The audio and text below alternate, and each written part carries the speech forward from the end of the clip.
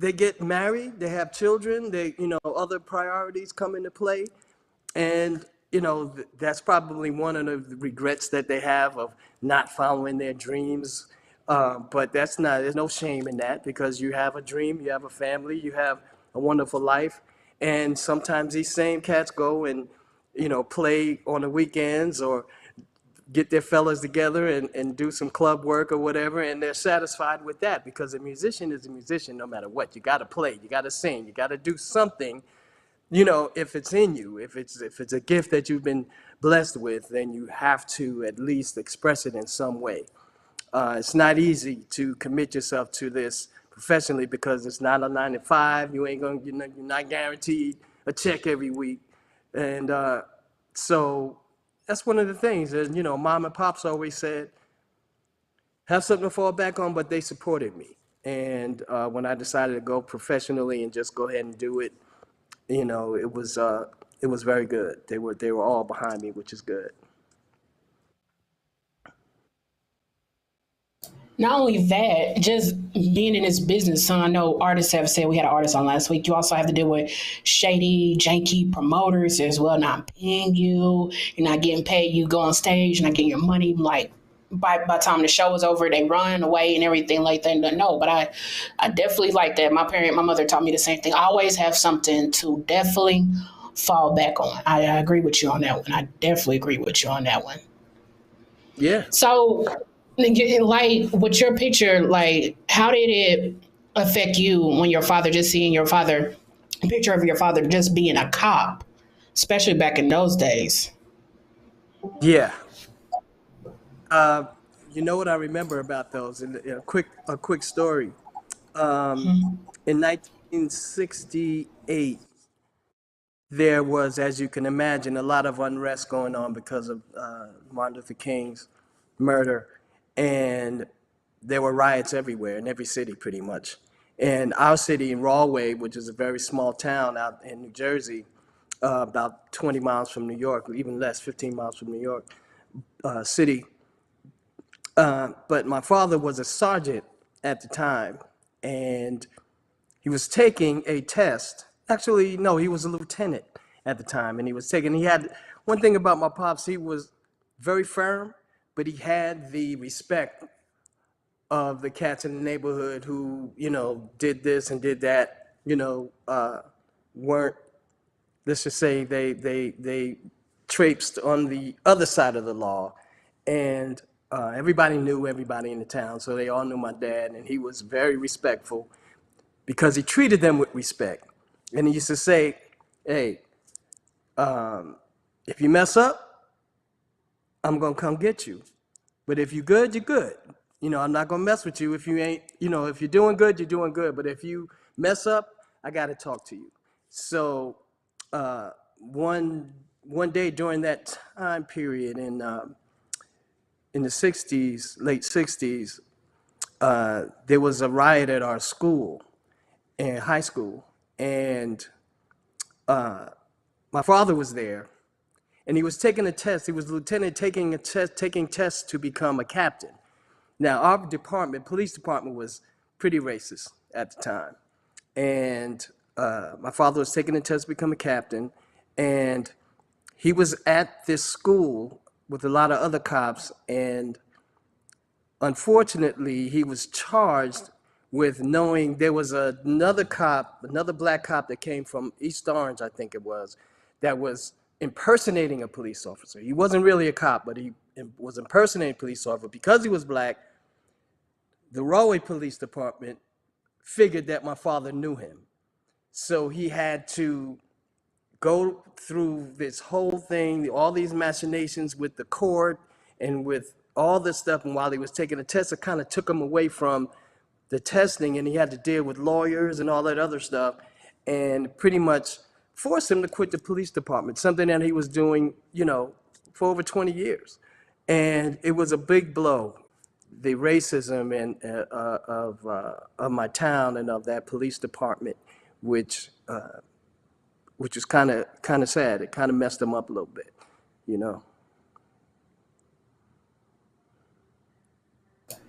Wow, that's an interesting story. I'm sorry that had happened. That is crazy. Was there ever a point in your when you were a kid that at one point you kind of wanted to be a cop, but you just after what happened with your father, you're just like, no, I don't think I. Was it ever at No, I did. one point? No, I didn't. I didn't. But I always had respect for police officers when they were right, and I often wondered how my dad would have felt with all the police activity, nonsense that's been going on over the last 10, 15, 20 years. And even back then with the Eleanor bumpers and the situations that were going on in New York at the time that were very, very early precursors to George Floyd and Breonna Taylor and Tamir Rice and all that. These incidences and even Rodney King, it was way before that. So I wonder how my dad would feel, and I just miss what I do miss is having conversations with him, about, hey, Pop, what do you think about that? Because I know, he was the president of the Black Patrolmen's Association in New Jersey, so he had a lot of respect amongst all police officers, and I was wondering. Grew up in a kind of family. My mom was involved in the NAACP, and she worked for Rutgers Law School, dean of for Rutgers Law School, and it was a lot of activism going on in my home. Music as well. You know. Well, yeah, that's what I'm talking about. Let's talk about music. Now, how did as a kid, did you sit here? I know you sit there and you play the flute, but what sparked your interest and want to play the flute? Play the flute. Who and what motivated you to play the instrument? Um, Hubert Laws. I listen to Hubert Laws a lot of classical music, and I tried a couple of instruments: the bass guitar, the trumpet. Tried a couple of things, and the flute just seemed to come natural. Um, Even though I knew it wasn't easy to play, it came a little easier for me to play than all the other instruments that I tried. Never tried guitar. Played bass for a minute, um, but yeah, the flute kind of got me. Yeah, I love the sound, and yeah, I just love the sound and the way it feels. It was easier for me. It's not an easy instrument, but it was easier for me to adapt. Now, how did you get? I know you talked about the New York City players earlier, but let's go into how did you get so lucky in just being in that group, and then which led you to be an original, formerly co-founder member of Cameo. Please, like, let us know how did all this? How did you get? Did you like one day being at the right time, the right moment? How did it come about? Well, I tell the story that I was 18 years old and at a club in Queens, New York. I was dating a girl who was also a singer, and her band was playing at this particular club. And I was there, and was talking to a gentleman who was just sitting there, and we were just having a chat. And he asked me what I did. I said, "Well, I'm a singer." And he said, "Oh, really? Well, I know a guy who just broke up his band and was looking for a singer to start another group." And I said, "Okay." He said, "Would you like to meet him?" I said, "Sure, sure." So he came by the next night. It's Memorial Day. I'll never forget it. And introduced me to Larry. And Larry had uh, just had a band called East Coast, and that band broke up. And Gregory Johnson was a part of that band, along as some other New York musicians. And so from that point on, we started rehearsing, and I became part of the New York City Players. And it was a cover band pretty much. And like I was saying earlier, we would travel in our van, sleeping on the equipment in the van, red van, and going all over the place, paying the dues, doing what we had to do to get the job done. And that was our introduction. Now, if you're gonna go through all that and still want to be a musician, then that says something for your commitment and for what you really want to do in life. And so I did that for a year. 1 year I did that. We would work on the weekends. I Sunday night, come home Monday morning. Well, come home early Monday morning, get a couple hours sleep, hit it to work on 7 o'clock on Monday. Repeat that whole process again for the next week, and it was glorious because I was doing what I wanted to do. It was such a wonderful, wonderful learning experience, getting your chops up, learning stage presence, learning how to relate to an audience. Because back then, you were doing these clubs and people were right in your face, fights, all that kind of craziness going on, but but it was beautiful. It was absolutely, absolutely wonderful. So that's how we met, and shortly after that, I don't know if you wanted me to get into this, but we were doing a show in Toronto. We had recorded a song for a New York City Broadway producer, songwriter, and he was so it was a disco song because back then disco was king. So we recorded the song. It's called "Find My Way," and the producer somehow got it to the president of Casablanca Records at the time, and Neil Bogart. Neil loved the song, and we put it out. And based on that song, he loved us. And shortly after that, we were signed to Chocolate City Records, which was a division of Casablanca Records. Yeah, so that's how we did that.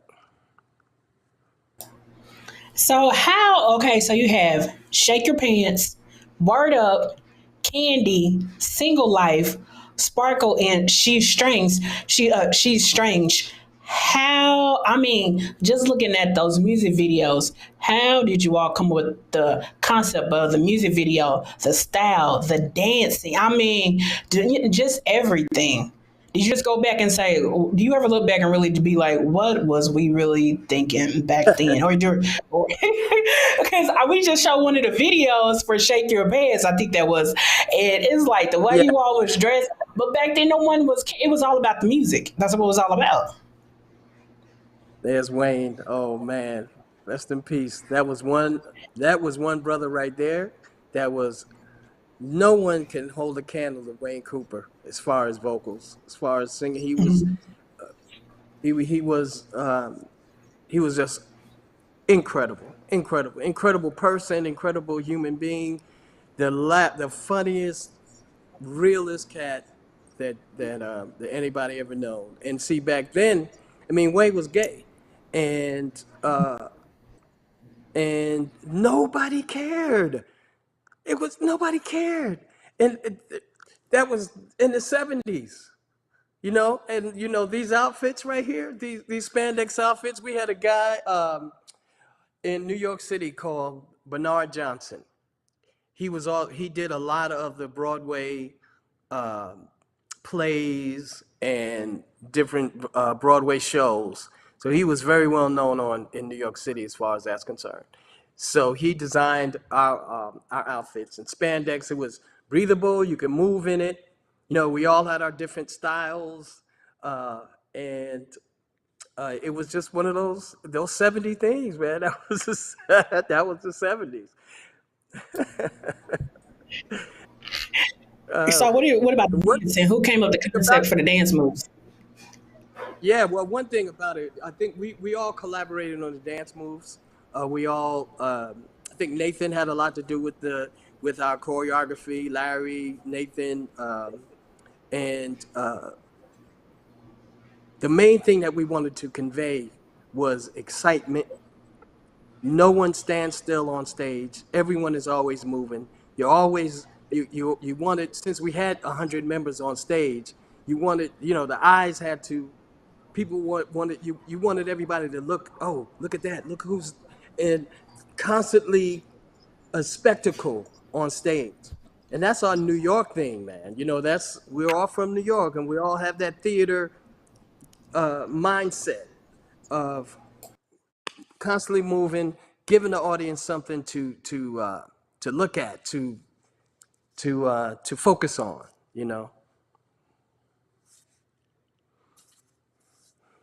Yes, yes. And I liked it.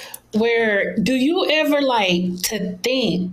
Let's go back to Word Up and Candy. You still remember the day you recorded that, you came up with the concept of the music, the lyrics, you went in to record it. Did you ever think that those songs, just those two particular songs, especially Candy, will become a part of music history, as of today, as of right now? Good question. Actually, for me personally, no. I never thought, because we used to all carry around little mini cassette players, right? And we would all sing our ideas into these little cassette players. And if you had like a hum, or you would hum a bass line into it, or a guitar lick, or something like that. So one day I was humming a bass line into my cassette player, and just boom, boom, boom, boom, boom, boom, boom, boom, boom, boom, boom, boom, boom, boom, boom, boom, and you know, I was like, okay. So when we would do that, when we would come up with ideas, we'd take it to the group and say, hey man, I got this idea. What do you think? And so when I presented that idea to Larry, he said, oh man, that's different. So we all got together. We got the bass. We got the other players to participate in the construction of the song, and it came together. And who would have known that, what, 30 years old, 30 plus years, that song would still be what it is? And you don't know that. There's no way you can possibly know that. Like with Word Up, it's the same thing. There's no way you can know that a song that you did in the 80s would be still relevant and still playing on, and still people still excited about it, and it's still playing on the radio, and it's still in movies and things like that. You go, wow, that's pretty incredible. And I always talk about this. I mean, you have, if you're our what we desire, I guess, as artists, is for our music to live beyond us, and to still make an impact after we stop making it, or maybe after we're gone. I mean, look, they're still playing Frank Sinatra, Sammy Davis, Nat King Cole. They're still, Miles Davis, all these artists, all these wonderful creatives made music that extends way beyond their lives. And as a creative, as a musician, a songwriter, or a singer, or whatever, to have that happen is the gift of life. It really is. So I mean, who knows that what you create 20, 30, 40, 50, 60 years ago is still going to be relevant. It's still going to be heard. It's still going to impact people in a special way. And you can't, there's no price on that. You just really cannot, you can't put a price on that, man. It's absolutely incredible. Well, not only that, but the movie, of course, the last movie that's coming out right now this week, The Best Man Final Chapter. Everyone knows the first Best man. That's when they play right at the wedding, at the reception. Candy, and that's when the line dancing it start. And that Yeah, now I was just for this past weekend, and Candy came on. Everybody knew. All right, time to the bus stop. That's how much that song. Do you ever? Let me ask you. Do you ever just be out and the song comes on, Candy, of course, and you sit back and be like, "Man, I kind of like wrote that." But do you ever just get on the dance floor? Let me get on the dance floor and dance to this too. Do you ever do the line dance with it? The bus stop. I can't do it. I tried. I tried to do it. I just can't do it, man. There's certain things. I was just at a party the couple weeks ago, and there was a version of it that I could do. And so I finally got it down, and I'm like, oh, thank you. I can do it. It wasn't to Candy, but it was another song, and these the dances where the guy, the song, the DJ is yelling out the moves that you make, your left foot, right foot, blah blah blah. Oh, I the was cha able. cha slide. I'm sorry, Was it cha cha slide? something like that. That sounds like Yeah, it. Yeah, yeah. yeah. There's a couple.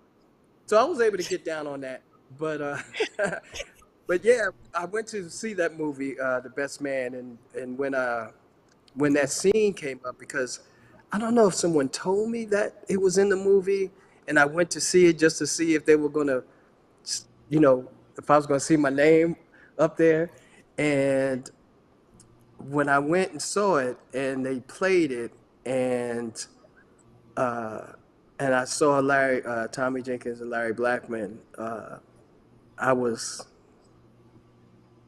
you can't be jaded about that kind of thing. You just cannot be jaded. You can't say, oh, well, no, that's always got to move you. That's always got to be exciting. That's always got to say, you know what?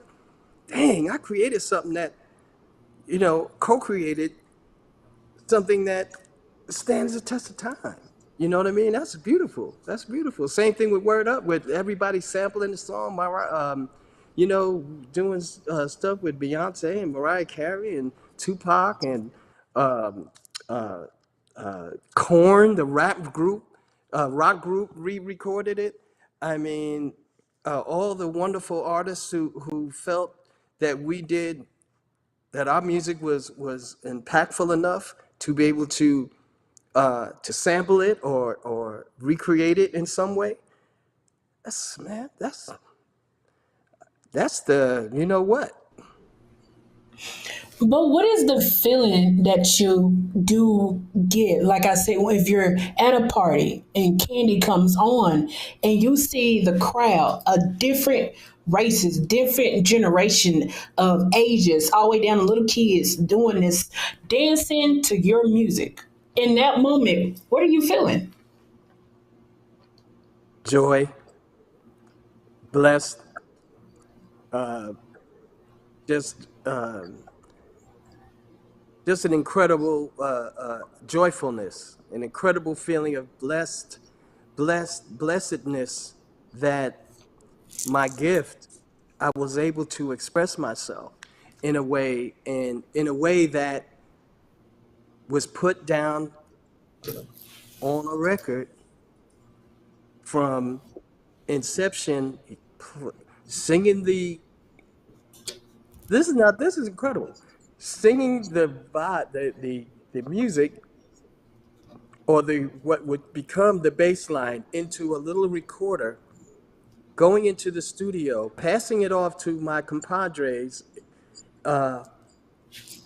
the excellent musicians who I who um, who I was blessed to be able to be a part of, and to be one part of, to be able to take it to them, and they fill it out. They put their vibe on it, because it's only one piece. You have other pieces that have to all come together and have to gel in order for the song to be a song. And that's what we did. It wasn't just that one thing. And things are, things happen in time, in a time. It may not have happened at another time, but it happened at that particular moment. That was that made it very, very special, and it made it what it was. So when I hear the song, I think about how it was created from the inception to it being recorded in the studio. And see, back then we all sang at the same time. There was none of this sampling, no, cut and paste, none of that nonsense. What we did was, we sang the whole song all the way down. Musicians played the whole song all the way down. It was, you had to be able to play.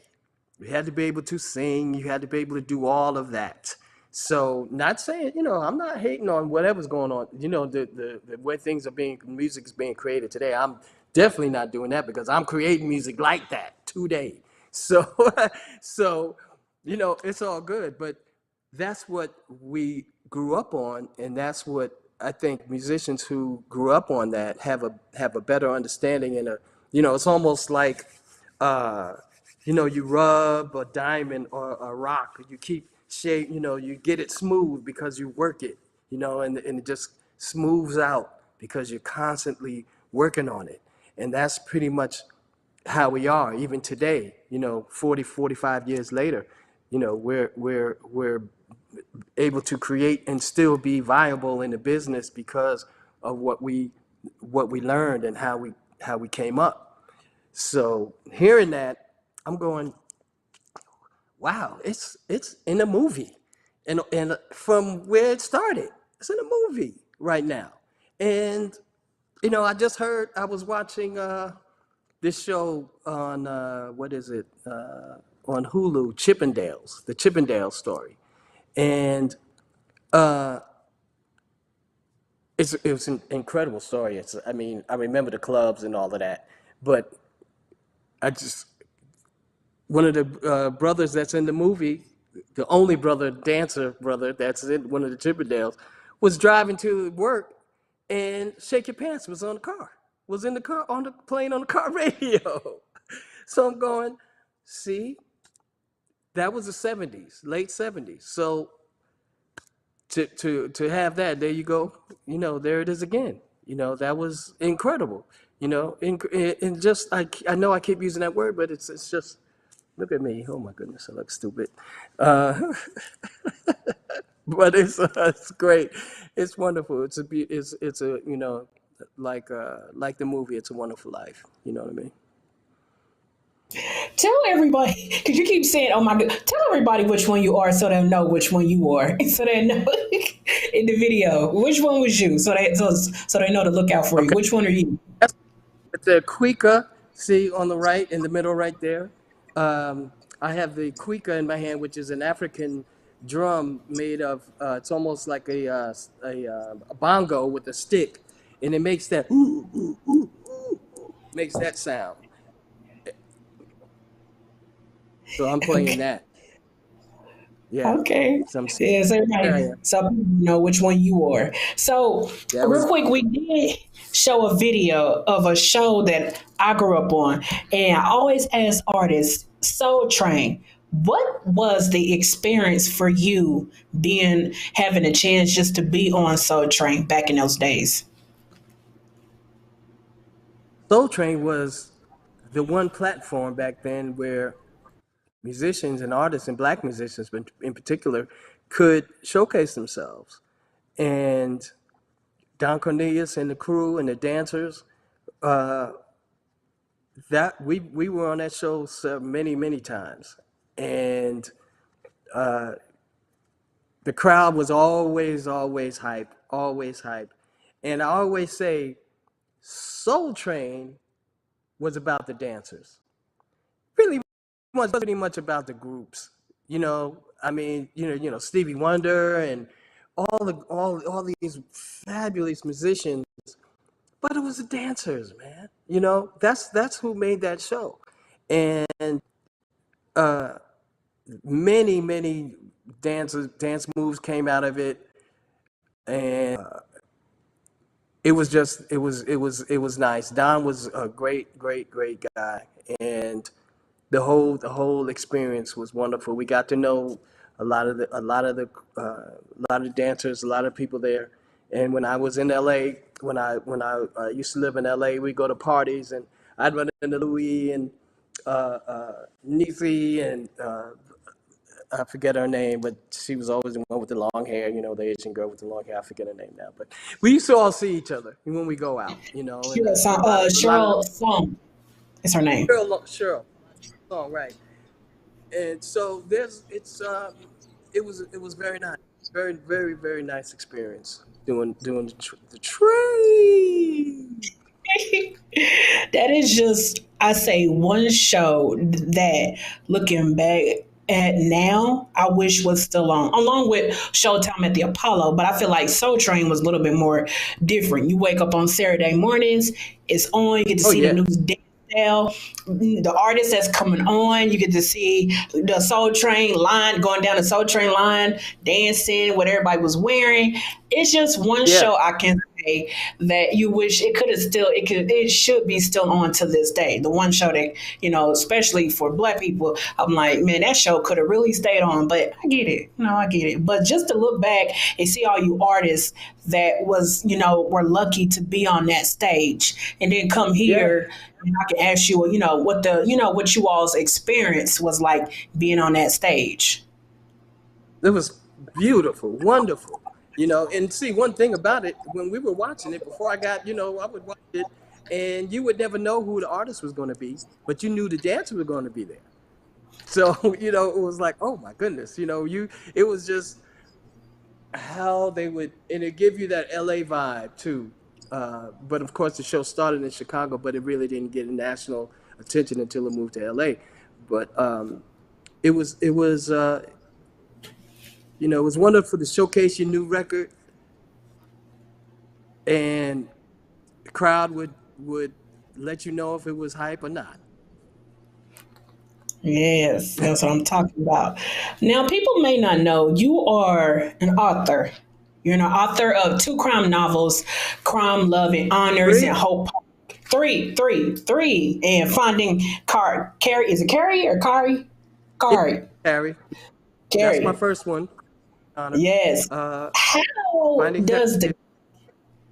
the what sparked interest in you to write crime novels? I mean, I love a good crime movie, but just to write the crime novels. I used to be a big fan of 30s and the 40s movies with Humphrey Bogart and uh, Edward G. Robinson and just the directors. I was a fan of the old black and white detective stories, and I read voraciously as a kid, thanks to my mother, So I was definitely a reader, and I used to write plays and things like that in school. I got in trouble a lot because I wasn't really. I would just be writing pages and pages and pages of stuff in the sixth, seventh, eighth grade, and um, in 2014, I decided to sit down and write a book, and based on a black detective, private detective, Philip Hardaway. And that's my first book, Crime, Love, and Honor. And it did pretty well. I mean, as books go, people aren't really reading as much as they used to, unfortunately. Uh, However, the reviews and the people who got it and read it really liked it. And it wasn't really about selling books to me. It was more about I finished the book. I got it published. That was the goal. Everything after that was, just gravy. It was ice cream. But I was able to finish a book. Then I went to the other one, Hope Park. Hope Park was my next one. And then this last one, Finding Carrie. So I just finished that. That's available now on Amazon. Um, I had some books for sale for me. I would autograph them, and I would send them out from here. And I got to get some more, as a matter of fact, because that was nice to be able to sell the people autograph copies. That was nice. But it's available on Amazon right now, and the people who have read it enjoy it. It's a quick read. It's not a big, Harry Potter type book. It's, and there it is. Yeah, I love writing. I love writing in any form, music, lyrics, books. That's what's Yeah, now. Since you have the book, but what about one day if someone was to come and do the movie, the story about Cameo? What kind of story would you want told? the truth, the truth of the music was always front and center for us, for when I was with the group. The music was front and center. Our When we first started, and I remember being in clubs backstage, and this little room we had with the dressing room was like a closet. You'd have 6 or 7, 8 guys in this closet ready to get on stage. But we would never go out into the audience. That would be one of our rules, was don't mingle with the audience because you're special. If the audience sees you, then what is special about you? You know, the first time they see you should be on stage. So it wasn't an ego-driven thing. It was something that we considered the stage sacred, a sacred place, and always give it reverence and treat it like you deserve to be there, in a respectful manner.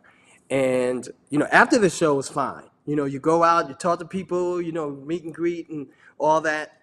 But it was really kind of special when we did it like that. Now, of course, that was in the early days with the New York City Players. But, after that, it was a little different, because, people wanted to see you and you go out and talk and things like that. It was a lot different. But we had that mindset in the very beginning to just, you're a special person, which is why another reason why we wore the outfits that we wore and the clothes and the costumes was nobody wanted to see someone on stage that looked like them, that dressed like them in jeans or, things like that.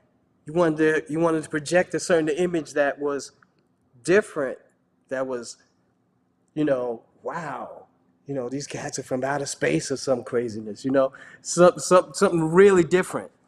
Now, I can't, I think the first time I remember our clothes, this was the Cameo days, when our clothes were lost. We didn't have, yeah, wow, look at that. Our clothes were lost and we had to perform in our street clothes. And that was the one and only time I can remember doing that. The one and only time. It's crazy. I know, looking at the video, that's what I like about this show. Artists, you're talking and I distract you with a video, and you're like, oh man, wait a minute. I remember that day back in it, just That's being there good in that that you do moment. that. That's I pretty know. cool. Yeah, I That's like it. really Just pretty like cool. or the pictures, because you all, the one thing I have noticed about artists, I've been to concerts myself, and fans, they only get to see you on stage for like at least an hour or 2 hours. But being here, they really get to talk to you and hear your story. And then they get to say, oh man, I remember you did that, and you did this. And they really get to interact with you compared to you go to a concert, and they don't get to interact with you but just for 2 hours. And that's about Yeah. it. Like one person just said, Soul Train was the gospel for us. We would watch it religiously on Saturday mornings after we did our chores. So Oh, it's gonna Yes, I think that was a thing for anybody back in the day. You had to do your chores first before you even got to watch Soul Train back in the day. Yeah, Right. someone said, so did I.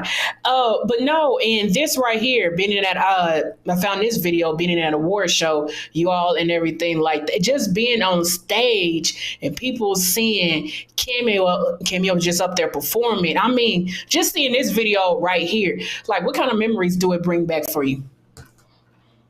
Oh, incredible memories. Just wonderful. I think, what is this? The Soul Train? What award show is this? I don't remember. Yes, right. Is this the It's so, first Soul Train award? I don't know. It just said Soul Train. That's all it said. I don't know which year Okay, it yeah. is. Yeah, this is the Soul Train Awards show. Yeah, we opened it up. Yeah, yeah, yeah. I remember. That's kind of cool, man. Yes, thank you, thank you. But Love that. no, I but haven't seen. oh, you have it? Mm-mm. No. Wow, that's crazy. Yeah, I found it. I'm like, man, I'm gotta show this because too many artists back then got to, get to be at, award shows unless you go into the Grammys or something. But then you had Soul Train, BT, of course, wasn't around. Then you had Soul Train, had American Music Awards. But just to know, just to be on one of those stages, I was like, man, I'm gonna play this because not every Yeah. day you see something like this. Oh, my But man, Kenny. you said that you love writing. What would you say is the essential ingredient being a good songwriter? Hmm. It's interesting because writing songs can take many forms and can come from many different places. For me, for me, the music inspires me. Now, some writers are poets, and they can write a wonderful soliloquy or some wonderful lyrics out of their head, and they don't need a melody or music, or they hear that in their heads, and it inspires them. For me, a good melody music inspires me, and depending on what that music is telling me will be the direction in which I find a idea or a spark or a word or a title or something. Sometimes I don't even come up with the title until I'm well into the lyric of the song. So I've written a lot of songs, and I think I've written politically oriented songs, socially oriented songs, songs that speak to your inner soul, your your personality, your character. Uh, not only about love or relationships or things like that. I think because I think so much about what's going on in the world. My album, I saw you showed a picture of the album that I'm uh, doing now, which I'm going to release in January, called Soul Survivor. One of the Soul Survivor, the title song, is pretty much one of the songs that I wrote that was very introspective for me, and I rarely did that. It's always something outside of myself that I wrote about. But that particular song, I kind of like reached inside and said, you know what, I'm gonna, tell a couple of uncomfortable truths about myself and put it out there and see, and just put it out there. I'm old enough, you know what I mean? It's like when you get old, people don't give a damn what you think, what you say. They can, you can just say anything. So, uh, You already yeah, and know.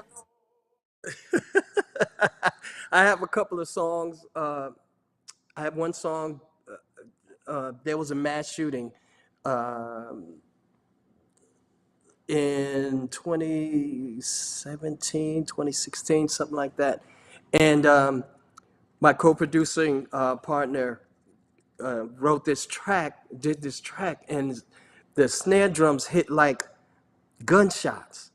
And I'm like, wow. And the shooting had affected me so deeply that I wrote this song that I'm putting on the album called It Can Happen Here. Like, it can happen anywhere. It's so scary, and what's happening in this country with what's going on, and it's about politicians. I wrote a song when George Floyd was killed, murdered. I wrote a song based on that and all the other young black men that were killed by police officers.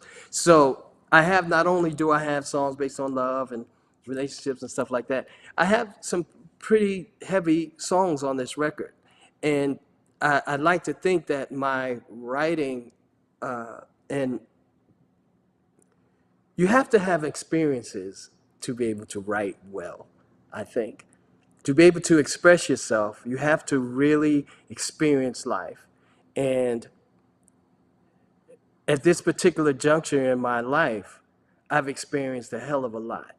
And not only myself personally, but life in general, what's been going on in the world, I'm taking notice of. I look what's happening. And if I can put it down, pen to paper or keyboard to, whatever, I'm going to try to express it like that. And if I get the right music, which also inspires me, then, if I can finish a piece and look at it and go, yeah, and then after I put it down, I jump in the studio behind the microphone, and I put it down, and, I feel real good about it. I recorded these songs like 2 years ago, maybe, and I continually listen to them to see if they still hit me the same way, if they still have that same impact that they had. And I'm going, well, black men, boys, they still getting killed by police. We still got these mass shootings that are ridiculously still happening, every time you turn around, which is the craziest thing in the world. You still got that. So, even though it may be very hard to listen to, it's the truth. And that's one thing about the truth. It's hard to listen to, it's hard to hear, but you got to hear it. That's not good. You can't avoid it. You can't say, oh, turn my head, or no, I don't want to hear that, because it's there. The truth will always be there. So you got to acknowledge it. You might as well, and move on. So true. So true. I like that. I definitely like that. And one thing also here, right here, I had sitting right here, Bolega Lou, he did the show last year. So I like to really bring in pictures of artists that's already been on the show and everything. No, but I agree with you. You gotta, like you said, you gotta write well. If you know what you're at least writing about, then that's gonna cause to make for a good song. And that's where most of the songs, I think actually most of all my songs I listen to, you have to really listen to what they're saying in a song. And then that's when you can know, like, man, that person been through something. Like, you can tell whoever wrote a song, you can tell they've been through stuff. Like today, earlier, I did not know, I'm pretty sure you heard of this artist, Brian Michael Cox. He wrote the song Monica. He wrote one of Monica's biggest songs. I saw the video, her in the studio. They played her the track of her one of her songs, I'm Still Standing. So she's standing there, and until then the beat drops, dee, dee, dee, and just drops. And then listening to what they're saying, and I'm like, you can tell he wrote that song just for her. And you can tell. Mm-hmm. And sometimes I think nowadays, because honestly, you don't get that no more. Basically, what is your take on how is R&B music? I know they said R&B music has taken a step back, has kind of like went back, because you don't get that more of good music like we used to. I grew up in the 90s and the 2000s. But what's your take on your opinion about R&B music in the direction that it's going? Well, I have to admit that the songwriting is lacking a little bit. Um, Not to say that there aren't good artists, singers out there. I just think that, uh, like I was talking about experience, uh, you can you can write based on your experience, or you don't have to. I mean, what is it? It's just about imagination, right? It's about what you imagine, what your creative mind is telling you. But I do like Lucky Day. I really like him. I like there was just another artist that I just came upon, but I cannot remember his name now. There was a this is a young cat I was listening to on the radio on Sirius. They played him all the time. Oh man, there's a few. There's a couple of really good R&B cats out there, really, really, really good, and they're saying some things. Uh, and I remember what was it a couple of months ago? Somebody, what did Puffy say or something? R&B is dead or something, Yes. and Yes. it's crazy. But I watch Tank's his show. I watch his show sometimes, and he has some great artists on, and he talks about the R&B thing too. Um, and Tank is a wonderful singer, and but Elder Barge, all of these wonderful. You don't have that, anymore. So the one thing that I will say is that songwriting now today is pretty basic. It's pretty limited to certain things. I mean, you don't have to be effusive, and sometimes simple is best. Sometimes expressing yourself in a simple way is the best way to do it. You don't need a lot of fancy words and things like that.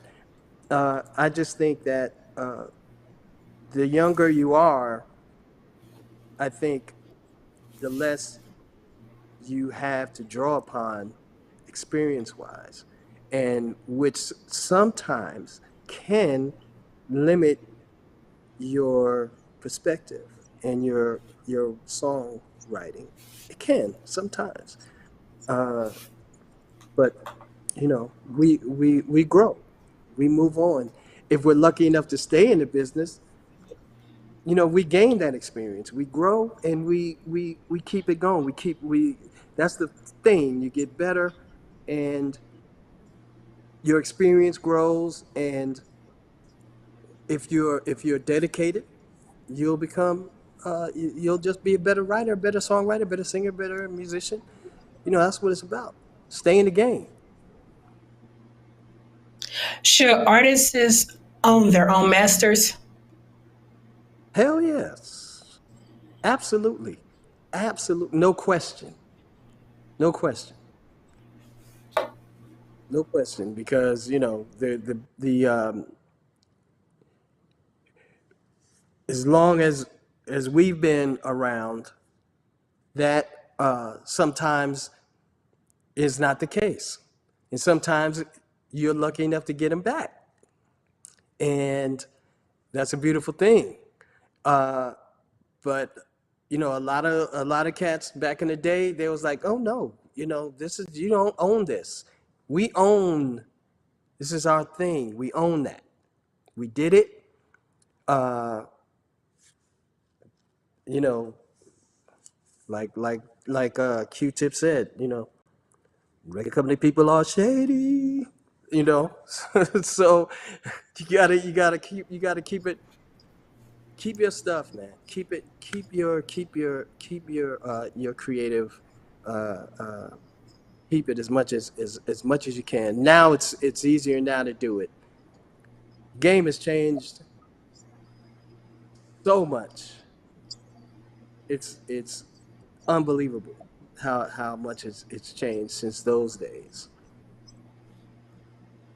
Yes. What would you say? What does Tommy Jenkins want his legacy to be?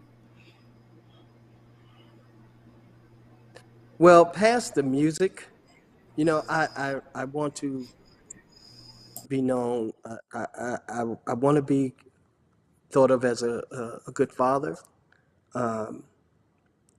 good son, good brother, as far as life is concerned. You know, my legacy as far as music, I think is, I don't know if there's anything else other than what I'm doing solo wise. I'd like to present something out into the world that expresses myself, my thoughts and feelings as they are now in this time that we find ourselves now. My legacy, as far as music is concerned, is pretty much set. I've been doing this over 40, close to 45 years, and I'm still here. And I want to continue to build on what I've created, what what I've been blessed to have so many partners and people who have come along this journey with me, who continue to lift me up and to get the most out of what I have to give. Because without my production partners and people who are close to me in my life, I wouldn't be halfway near halfway to where I am now without that. But that's pretty much it. I just want to be known as a dude who, you know, made his way as conflict free as possible. You know. All right, that's what I'm talking about. Is there anything you want to say to your fans that are watching right now this interview? Is there anything you want to say to the fans? Thank you, thank you uh, for all the years that I was with the group. For however you supported my work, I am grateful beyond measure. And I realize that we are nothing without people who support us. When we can do this in a vacuum, we can all sit in our own homes and write and sing, in the shower, and have something up in our faces, pretending to be a microphone, and sing and do what we do. But without the people who come to the shows, to the concerts, who buy the material, who download the music, who continue support, we wouldn't be anything. And that's a fact. It's not just hyperbole, it's not just talking words. It's a fact. So to the fans, I just want to say, God bless you. Thank you so much for supporting my work and the group's work and everything we've done over the years. And I love you. All right. Do you have any advice for myself in the show Old School Tuesday Turn Up? Advice? Yeah, any advice? Any You advice you want to asking give me myself? Yeah, I'm asking for you. I advice? ask all the artists. I like to ask all you all. Any advice? No, because what you have going on here, Miss Watley, is a wonderful show. I mean, it's of course, over the years, I've done countless interviews and shows. But this one right here, and I must admit, I'm not just blowing smoke. This is very, very interesting, the way you put it together. You and Tall Boy, y'all got it going on. Really. Y'all have it going on here. And I like the juxtaposition that you have between the live and the photos and the videos and all that. It's really, really historic. You know, it brings back memories. It fills, it can fill an artist with nostalgia and with fond feelings of what we did in the past and how we looked, and you know, we was all skinny, you know, back then. So it's True. it was it's great. So I have no advice for you. You rolling, sister. Okay, you doing your Period. thing. Period. Period. Thank you. Thank you so much. Now we're going to get into that. The interview portion is done. Now we can have some fun real quick. If you ever watch the show, Steve Harvey, Family Feud, we do it the old school Tuesday Turnup way.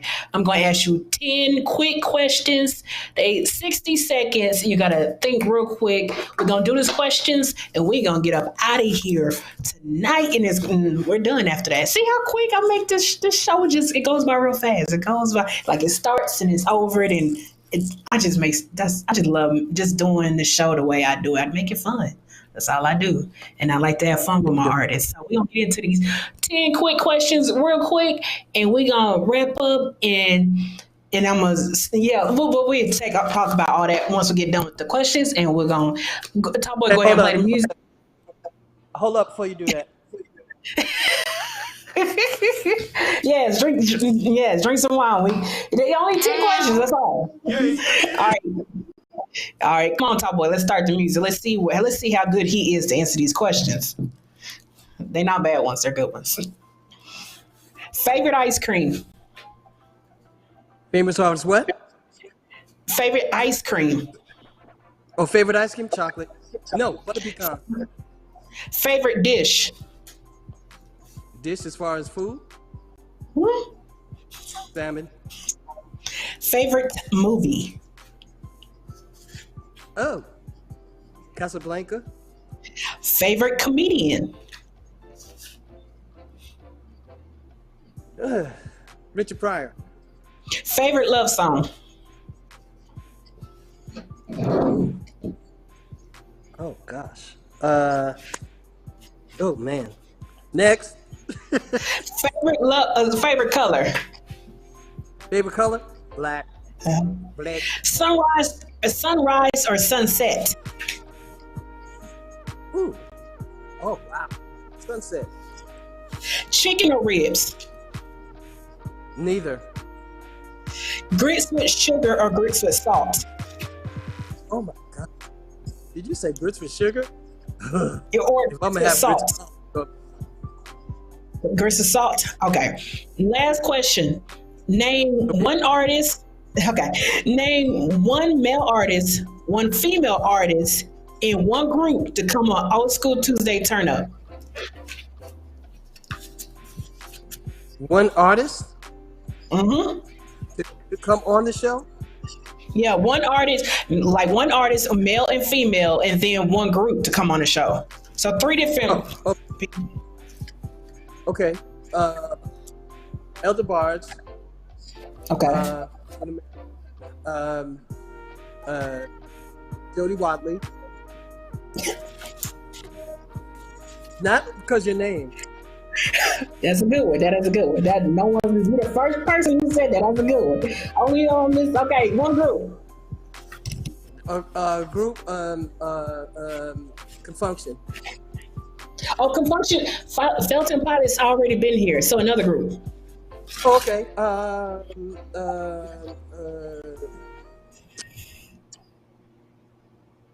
Oh shoot.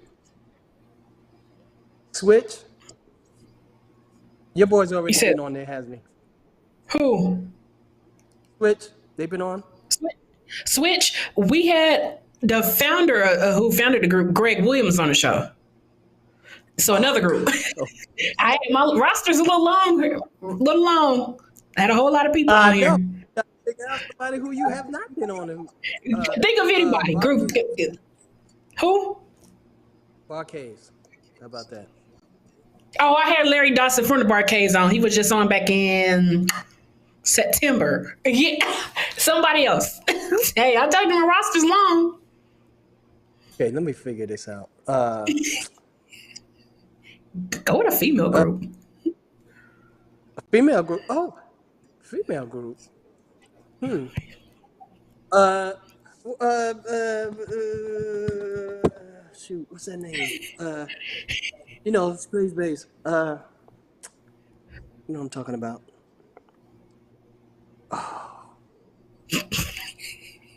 I can't think of anything. What You is it? you can't think of no other group, but the ones you already listed, Ohio I've already players. hit. No, not the Who? Ohio players. Nobody's there with them now. Because see, groups, there aren't any groups now. It's mostly just I'm solo having a group artists. on. Right, I'm having a guy from the legendary group. He's going to be on next week. Another artist, another legend's going to be on the show from back in the '60s. They're from the '60s, and yeah, he's well known. Oh, the I'm going to 60s? announce him. Yeah, yeah, Oh, he's wow. gonna. The I'm gonna Delphonics? announce him. Oh! I was supposed to have Greg, but no, that is a good. There you go. That's a good one. I was supposed to have Greg. I was Delphonics. supposed to have Delphonics. Okay, Delphonics. So you said male Eldebarge. You said Jody Watley for female artists, and then Delphonics for a group. Good, great. I Yeah. love that comment. You are the first person that said Jody Watley. Thank you. Only here on Old School Tuesday, turn up. You hear somebody say it. Okay, Tommy? Where can everybody find you on social media at? You can find me at Tomi Jenkins Official on IG. I'm on Facebook. Tomi Jenkins on Facebook. Just go to the. Is I got hacked, so people got started. This one person started messing up with my email and all that. Got hacked, so I just really pretty much got myself back together.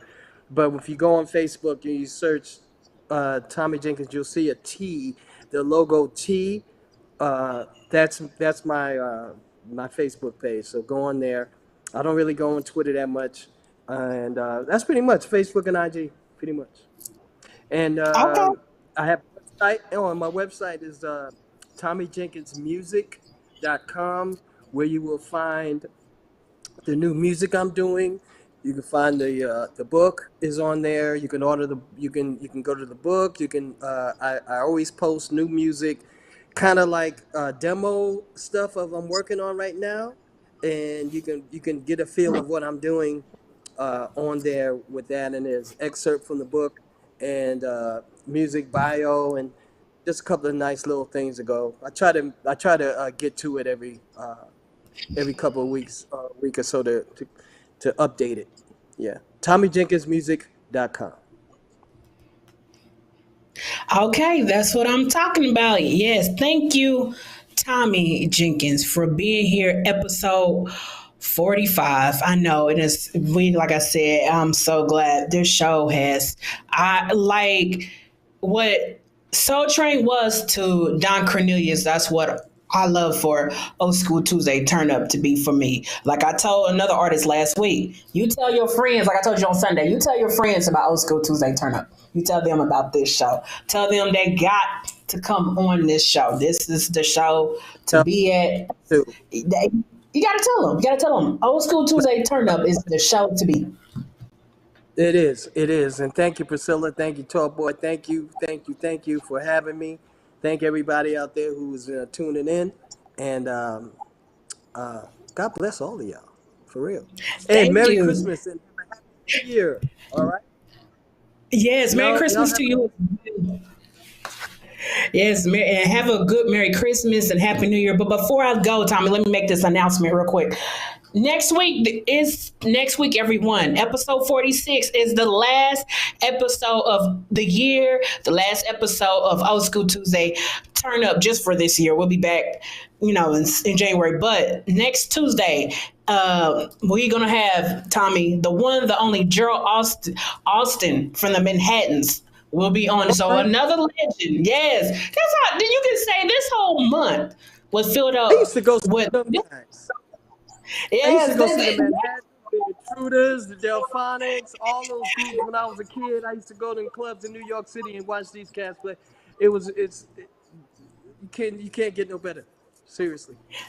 Gerald Austin, actually the original member of the Manhattans, would be here. So I had all members of groups here. That's how I had Marshall Thompson from the original Shawlights last week. I have you this week, and I got Gerald Austin. It was about the bands. This month was nothing but just about the bands. This whole month, that's what it's been about, and I loved it. And thank you for being here, episode 45. Like I said, everyone, we will be back next Tuesday night, same time, same place.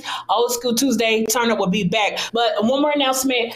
There will not be a sound check on what I call it, Sunday, sound check Sundays. There won't be one. We're going to have a sound check this coming up Thursday. If you're not doing anything, you all have Gerald Austin in to do a sound check on this coming up Thursday due to Christmas is on Sunday. But however, everyone, Merry Christmas, and I'll see you all here next Tuesday. Top Boy Tuck, take us out. Everyone, enjoy your Tuesday night. Thank you for being here, Tommy, episode 45. Thank you. Hey, yes, we're close to 50, y'all. So whoever y'all want to see in for episode 50, y'all know to email me, message me, DM me, however you all do it. But let me know so we can try to get an artist here. But without further ado, Top Boy, drop the music so we can get up out of here. Everyone, enjoy the rest of your Tuesday night. Merry Christmas, and I'll see you back here, same time, same place, next Tuesday night, 8 o'clock p.m. Eastern Standard Time, 7 o'clock p.m. Central Standard Time. Tommy, don't go anywhere. We're going to talk. Everyone.